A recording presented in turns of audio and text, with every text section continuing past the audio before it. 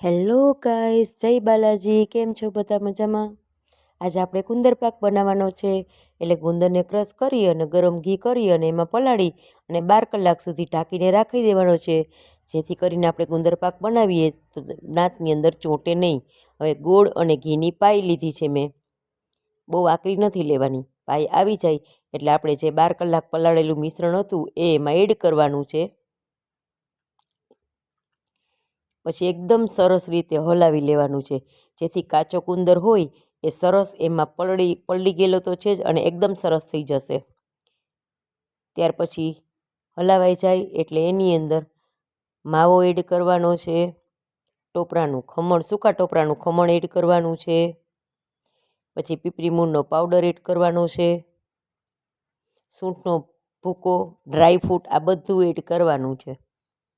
મારી ચેનલમાં નવા હો તો લાઇક, શેર અને સબસ્ક્રાઈબ કરવાનું ભૂલતા નહીં.